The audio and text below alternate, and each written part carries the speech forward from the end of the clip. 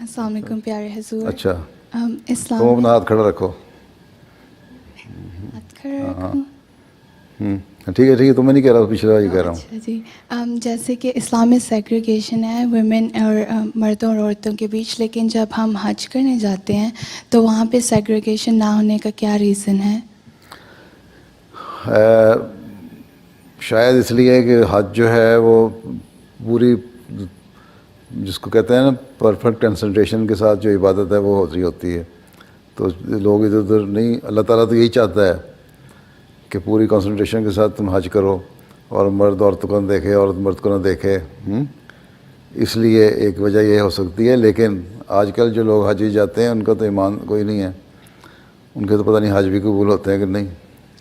اگر حضرت خلیفۃ المسیح ثانی جب حج پہ گئے تو اس وقت 1912 یا 13 میں, تو کہتے ہیں انڈیا سے ایک میرے ساتھ آدمی گیا تھا, اور کوئی 25-26 سال کا 26-27 کا لڑکا تھا ایج کا. وہ حج پہ دعائیں پڑھنے کی بجائے نا فلمی گانے گا رہا تھا. تو ایسے لوگوں کے حج کی طرح ہوتے ہیں یا نہ, یہ لوگ ایسے ہوتے ہیں تقویٰ میں.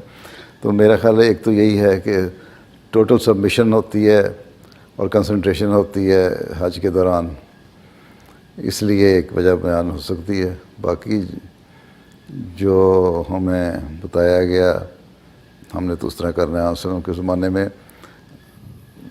بغیر کسی کرٹن کے, بغیر کسی اسکرین کے, بغیر کسی دیوار کے مرد آگے نمازیں پڑھتے تھے, عورتیں پیچھے پڑا کرتی تھیں. وہ بھی تھا زمانہ. تو تمہاری سہولت کے لیے ہے کہ تمہیں وہ نہ ہو. باقی اس لیے حج میں عورتوں کے لیے وہ اس طرح نہیں ہوتا احرام, اپنا لباس پہن کے بھی پھر سکتی ہیں, ٹھیک ہے نا, حج کر سکتی ہیں.